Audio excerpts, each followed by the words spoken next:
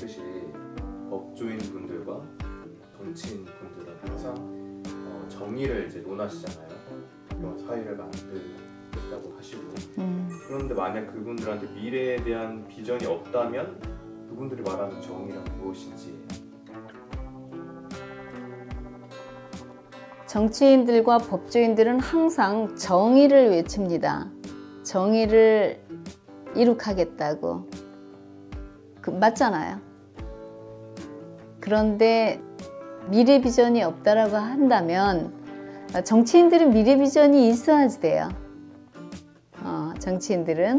그리고 사법부는 국민이 바라봤을 때 정의를 바로 세우는 것이 사법부가 마지막 보루 역할을 한다라고 국민들은 다 알고 있어요.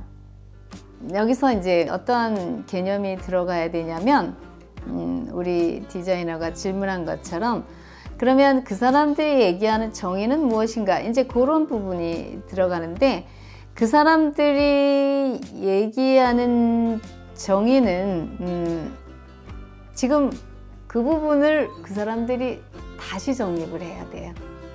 그러니까 정의를 바르게 알고 있지를 못하기 때문에 그 부분을 다시 정립을 해야지 되고 과거에 알고 있었던 정의, 그러니까 예컨대 내가 판사고 그 다음에 피의자, 피고인 재판을 해서 그 사람을 징역을 5년이나 또는 10년을 부과해서 감방에 넣고 그 부분에 대해서 일정 부분 노역을 시키고 그 다음에 일정 부분 교육을 한다고 하는데 이제 그게 이제 그 사법부에 지금 정의가 되어 있거든. 그러니까 잘못을 한 사람에 대해서 엄벌을 하고 국민들은 다 엄벌을 바라잖아요. 그게 정의인 거야. 잘못을 했으면 법대로 처벌을 하는 거. 이게 이제 현재 사법부에서 지금 부과하고 있는, 생각하고 있는 정의로운 사회. 공정한 사회. 그 다음에 사법부에서 지금 현재 행해지고 있는 정의는 지금 사법부의 중추적인 사람들이 높은 자리에 있잖아요. 그 사람들이 지금 하고 있는 생각, 하고 있는 행태, 그것이 그 사람들이 얘기하는 정의라고 하는 거야. 지금 현재. 본인들이.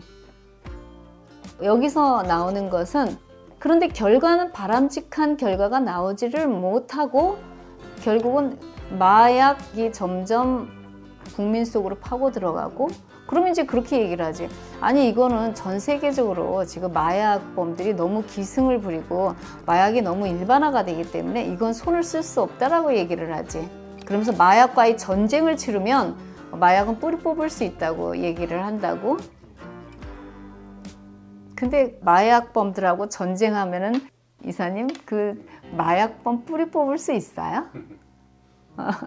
여러분 우크라이나하고 러시아하고 전쟁하면 평화가 찾아옵니까?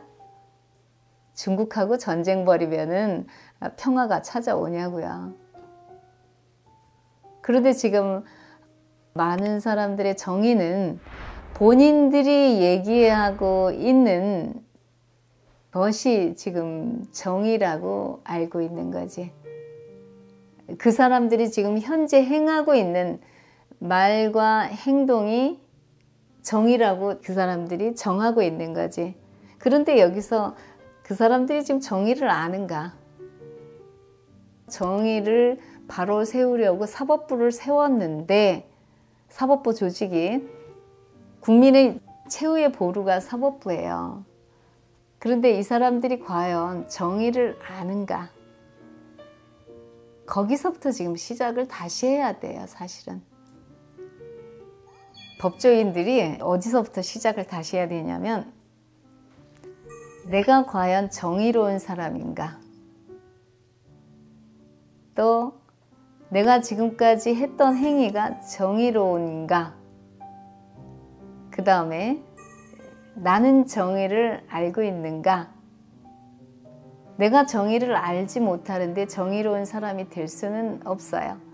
그리고 내가 지금까지 재판을 하고 여러 가지 활동을 했던 결과는 무엇인가? 그 부분을 조금 다시 생각을 해야만 됩니다. 다시 얘기하면 간통죄를 범했으면 남자 여자가 서로 성기를 삽입을 했으면 간통죄가 되는 거고, 그래서 그 간통죄는 징역 몇 년에 처할 수 있는 거고, 또 그러한 것을 공부를 했잖아요. 이게 지식이고 사회적 지식이고 이러한 지식들이 이제 지금은 상식이라고 보면 돼요. 그런데 그러한 지식은 시대가 변하니까 간통죄가 죄가 아닌 거로 됐잖아요. 무죄, 죄가 안 된. 그렇다라고 한다면 과거에 내가 알았던 지식이 틀린 거였을 수가 있거든요. 진리는 변함이 없는데 과거에 알았던 지식은, 상식이라는 것은 이렇게 변화가 됩니다. 법조인들은 과거에 내가 알았던 것이 진리가 아니에요. 진리가 아니고 지식이라는 겁니다. 지식. 여러분들이 지금 알고 있는 지식은 변화가 될 수 있는 겁니다.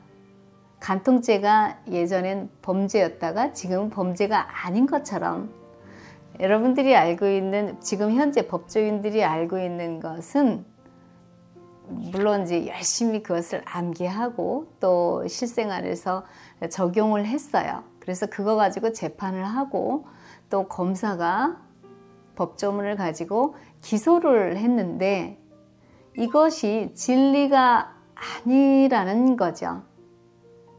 설마 내가 알고 있는 게 이거는 분명 잘못된 거라서 나는 이것을 옳게, 바르게 정의를 실현하기 위해서 지금 재판을 하고 기소를 하고 하잖아요. 그런데 여러분들이 지금 하고 있는 것이 어떤 생각을 하느냐에 따라서 이게 바르게 하는 걸 수도 있고 또 잘못하는 걸 수도 있다라는 겁니다. 이 사건에서는 이 사람이 정말 파렴치하니까 이 엄벌에 처해야 된다라고 생각하고 내가 또한 사건에 임했을 때 이거 오류를 생산할 수밖에 없다라는 거예요. 참 어려운 얘기인데 일단은 여기서는 이렇게, 왜 그러냐면 우리 사법부에서는요 증명 책임이라는 것을 굉장히 중요하게 여기고 또 증거, 증명 이 단어를 굉장히 많이 사용을 합니다. 그런데 내가 내 손을 거쳐간 사람들, 또 내가 접했던 사건들, 그래서 이러한 사건들과 이러한 많은 사람들이 통계적으로 보면은 지금 사법부 전체, 사법부가 지금까지 해왔던 모든 행위들의 통계를 보면은 결국은 범죄자들을 확대 재생산했어요. 결과를 우리가 놓고 보자고요. 그러면 우리가 무언가 하자가 있었기 때문에 결과가 우리가 사회를 마약이 없는 사회로 만들지를 못했고 결국은 마약 천국으로 지금 계속 만들어가고 있습니다. 이거를 마약범들하고 전쟁한다라고, 마약범이 소탕이 될 거다 이렇게 생각하고 있잖아요, 다들. 되게 참 단순한 생각이에요, 사실은. 마약범하고 전쟁 벌여봐요. 지금 뭐 멕시코가 마약범하고 전쟁을 안 벌여서 멕시코가 마약 천국인가? 아니면 미국이 뭐 마약범하고 계속 신경전을 벌이지 않고 마약범을 그냥 이렇게 대충 단속하지 않아서 미국이 저렇게 마약이 이렇게 정말 심각하게 좀비 현상을 경험할 정도로 저렇게 미국이 마약 천국이 되었을까요? 미국이 바보인가? 미국의 그 사법체계는 바보인가 봐요? 멍청해서 다를 줄은 모르고 이제 저렇게 마약이 계속 확산되고 있는데, 우리나라 그 정치인들이나 이제 그 검찰에서나 대통령도 마약과의 전쟁을 벌인다고 그러더라고요. 그러면 되게 웃기죠. 마약과 전쟁을 한번 벌여보세요. 마약이 없어지나. 그런 법칙 없어요. 어떻게 하면 마약이 없는 대한민국이 마약 청정국이 될 수 있을까? 참, 요 얘기는 다음번에 다시 한번 하도록 합시다.